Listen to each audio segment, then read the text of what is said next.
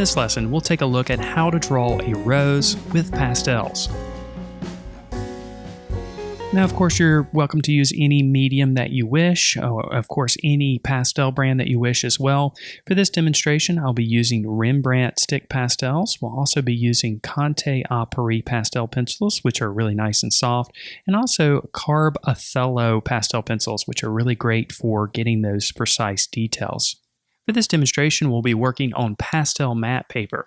Now, I've started here with a basic contour line drawing of a rose. You can use a graphite transfer if you prefer. We're going to go ahead and address the background first, since most of the applications made for the rose are going to overlap the background, so it makes sense to start with the background. We'll start with an application of black. Now, black on its own is very, very strong, and it can tend to make a colored drawing look flat and unnatural. So we won't leave the black there on its own. Instead, we'll add a bit of a darker red, and we'll use our fingers to blend these applications in as we go. You'll also notice that I've already taped off the edges of the picture plane. This will create a nice sharp edge around the drawing when we're finished. Once we've applied the darker red to the background and blended the applications with our finger, we'll go back with another application of the black over the top. Now, this may seem like a pointless activity, but it's not. There's still a little bit of that red showing through, so it makes the black appear more natural while keeping the value nice and dark, so we have really strong contrast in our final image. Now we'll start addressing some of the petals of the rose, and we'll start with the petal that's farthest away from the viewer, and then we'll gradually work our way forward. The reason for doing this is we want to think about the petals as they overlap, and we want to start with the petals that are further away so that we can address the petals that overlap those petals, so we're not working around each one of the sections. This will lead to cleaner and crisper edges. Now, as we're applying these applications, you can see here we started with a medium red, and then we went slightly darker, and now we're going slightly darker still. Once we've got those base applications in place, we're simply going to start working the values, and value is the darkness or lightness of a color. So we're going to be pushing the lighter and darker versions of red. We're also going to be using some cooler and warmer versions of red as well. You can see some of those cooler applications were laid down first, and then the warmer applications. We can adjust the values even further and increase the contrast by adding a bit of black, as we just saw with the pastel pencil, and then I'm using a blending stump here to smooth the applications. So basically what we're going to do with each one of the petals is we're going to start with a base color, and we'll make sure that that's consistent for each one of the petals, and then from that base color we'll work the values outward, both lighter and darker, adjusting the values and increasing the contrast as we go. We're going to use the same set of colors for each one of the petals to make sure that our drawing is consistent. You can see here now we're adding a bit of light red, which is pink, and then we can continue to go back with the black. Now, we're not using the black here alone either. We've got that base color underneath. So although that black may appear like it's pure black, some of that red is showing underneath, which makes a more natural looking color. With our first petal in place, we'll simply move on to the next set of petals that overlap it. You can see here that we started with our base application of the same red that we used for our first petal. Then we'll just establish some of the darker values with a bit of black and a bit of the cooler red. Then we can use a blending stump to ease transitions and work this application into the tooth of the paper. As we go, we can go back to the other petals that we've already addressed and make adjustments if necessary. As you can see here, we went back and added a little bit of light peach on the side of the petal that is closest to one of the light sources, but more on the light source in just a moment. We'll continue to add a bit of a lighter red, which is pink again, and then continue to blend these applications with the blending stump. We'll continue to increase the contrast here with a bit more black. Now, the light source, of course, is important in any drawing that you create. And in this case, we have actually two light sources. We have a dominant light source, which is originating from the upper right-hand portion of the picture plane. And then we have a less dominant light source, which is coming from the left side. Now, we'll continue to work down to our next set of petals, and you'll see a trend developing here. Again, we're going to start with our base application of the red, and then start establishing some of the darker values with a bit of black. Now you'll also notice that I'm working for the most part from the left side of the picture plane to the right, and this is simply because I'm right-handed and I don't want to smear any of the pastel applications in place. To help me prevent smearing even further, I'm using the cover sheet, which is provided with the pastel matte paper, to act as a barrier in between the palm of my hand and the surface of the paper.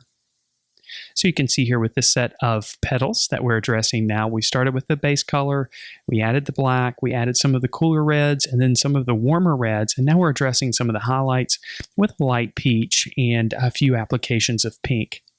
Then we can smooth these applications with the blending stop. So by adjusting the values for each one of the petals, we're essentially creating the illusion of form. We're also creating a hint of texture as well through the directional strokes that we make. So we need to think about the form of each one of the petals as we're working through this process, and think about where the light is hitting, where the shadowed locations are, because ultimately that's what leads to the illusion of form. So we're basically addressing each one of these petals as its own form. You can see here we added a strong highlight on the left side of the petal using a light orange, and now we're just making some of those darker values a little bit darker with an additional application of the black pastel pencil. We can go back now with our warmer red and warm up the petal here. You'll notice as you're working through any color drawing or painting that you'll need to make adjustments to make sure that the entire drawing is consistent and unified. That's why it's so important to use the same colors throughout a piece in many circumstances, or at least if you have one color in one location, be sure to add it somewhere else in another location in the piece so that you have some consistency and a feeling of unity. Now, before we address additional petals on the rose, we'll go ahead and address the stem and some of the leaves underneath. We'll start with a light yellow-green pastel pencil, and then just as we did with the petals, we'll go with a little bit of black to make the values a little bit darker, a little bit of a darker green over the top to smooth out those black applications so they're not quite as strong, and then we'll add a earthy yellow to add a little bit more of a natural feeling to these petals. And then just as we've done before, we'll address the values and make sure that we have a good contrast in this location and also the feeling of a natural shadow underneath. So hopefully you're noticing that this process is pretty straightforward. We're basically just starting with the base color, even with the leaves, and then we're just addressing the values and adding related colors over the top to create the illusion of form. It's not rocket science or anything like that. It's just a patient process, and it involves, just like I said, a little bit of patience. Now we'll work our way down to the stem of the rose, and again, we'll start with our base application of yellow-green. Now, in this case, the stem of the rose actually has a little bit more of a cooler color associated with it. So we're going to use a little bit of a blue-green in this location, and then we'll use a brighter and lighter yellow-green for the highlights. We'll add a few indications of a few thorns before moving on to the second leaf. Again, we'll start with the same base color here, a light yellow-green, and then we'll address the values with the black. Now, I mentioned just a moment ago that the directional stroking plays an important role in developing the illusion of form and also the texture. So you'll notice that as the leaf comes down and curves off to the right, the majority of the strokes that I'm making are mimicking this. They're coming down and to the right. So instead of making horizontal strokes in this section, I'm thinking about the form of each one of the petals, the leaves, the stem, and so on, each one of the individual parts. So the directional strokes that we make in each section will change according to the form and texture of each one of those sections. So you can see here now that we've built up a little bit of contrast there, we've got a little bit of shadow. I'm going back to the petal that we just addressed and making some of the shadows a little bit darker so that it's consistent. So we'll simply continue on working each section as we come to it. At this point, we've kind of come up with a method for each one of the petals. We're starting with our base application. We're addressing the darker values with the black, adding some of those warm and cool reds, and then blending with the blending stop, and then we're adjusting the values even further to increase the contrast and create a more full range of value. You can see here now on this particular petal, we have a stronger indication of the light source originating from the right side. So we'll address that with a lighter orange, almost a peach color for those highlights. Now we'll continue with our process here, again addressing the next petal with our base application of red, and then starting to develop some of the darker values with the black pastel pencil and some of those details, and of course some of the texture as well. Now we're all going to approach artworks differently, and this of course is just one way that we're approaching this particular subject. Some folks are going to prefer basically creating an entire base application for the entire shape of the rose, and then go back and adjust the values and add colors sporadically throughout the piece all at the same time. And in many circumstances, I might address a subject in that way using pastels, but in this particular case, I really felt like each one of the petals could be addressed individually using a process, and that's what we're seeing here. So don't feel like the process that you're seeing here, the technique that you're seeing here, is the only way to create a drawing like this. It's definitely not. And that's one of the wonderful things about creating art, is there's multiple ways to be right. And if there's anybody that tells you that that's not the case, well, I wouldn't listen to them, because over the years, I've definitely run into many students and many other artists who have their own process of approaching subjects, and you can find equal success using a variety of different processes and approaches. So now we're going to do a little bit of backtracking here. Although we're trying to address each one of the petals that overlap the previous applications, in this case, it's probably a little bit better to go back and go ahead and address some of the petals on the left side, again, since I am right-handed, and we're also working from the left to the right. But again, the process stays the same. We start with our base application and then apply those warm and cool reds, and then adjust the values by adding the shadows and the highlights. It's a straightforward process, of course, and then once you've got your technique down, once you've got your process down, I should say, then each one of the petals becomes a little bit more easy to address, and it becomes a process that you can repeat, a repeatable process for this particular subject. Now, you may have noticed that I'm not really calling out the colors that I'm using. We're using a dark red, a cool red, a warm red, and so on. But I'm purposely leaving out the names of the colors that we're using. Now, you may be wondering why that's the case. And that's because simply I don't really think about the name of the color when I'm creating a piece of artwork. I'm choosing colors based on what I observe in the reference or observe in life. And I feel like it's important for students to do the same thing. For example, if we wanted to make this rose a blue rose for whatever reason, we could if we wanted to. Really, the most important aspect of creating a color drawing or painting is in the values. You can create a believable image as long as the values are correct. And of course, value is the darkness or lightness of a color. So the colors that you choose may be different, and that's important to choose different colors sometimes. We shouldn't approach an image like this or a tutorial or a lesson like this with an attitude of copying it. Instead, we should look at a lesson like this and learn from the lesson so that we can apply it to our own artworks that we create. And if we're simply just copying colors or grabbing the exact colors that the teaching artist is using, then we're not really learning to make our own decisions regarding color and value and so on. So now we're working towards the center of the rose here, and again, the process stays the same.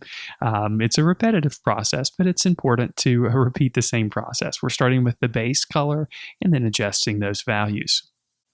Now, I mentioned at the beginning that we're working on a surface called pastel matte paper.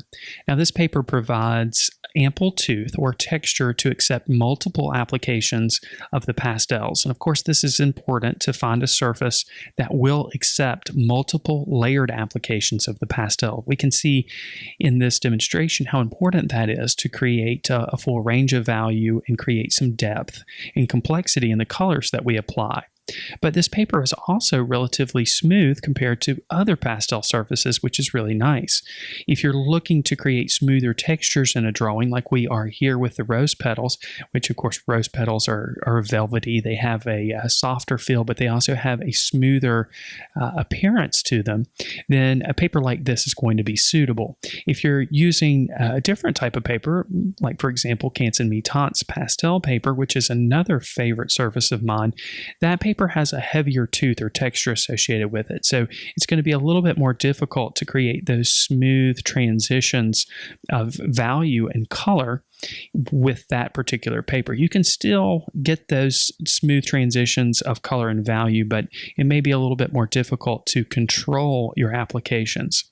So each surface that you choose should correlate with the subject matter that you're working with. So here we're working on the rose petal that's closest to the light source. You can see as it dips down back into the body of the rose, we have the darker values, but as it gets closer to the light source, the values are lighter.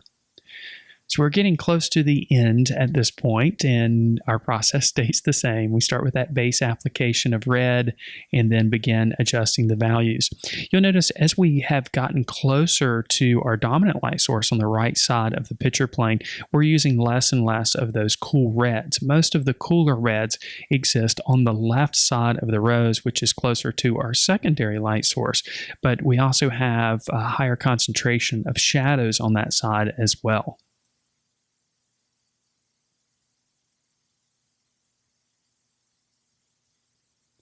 Now for the center portion of the rose, again, we'll start with our base application. And there's just a few darker values here. These darker values are relatively strong, though, because they are in the center portion of the rose. And just like we have strong shadows, we also have a couple of strong highlights there. So we'll dress that with a very light orange.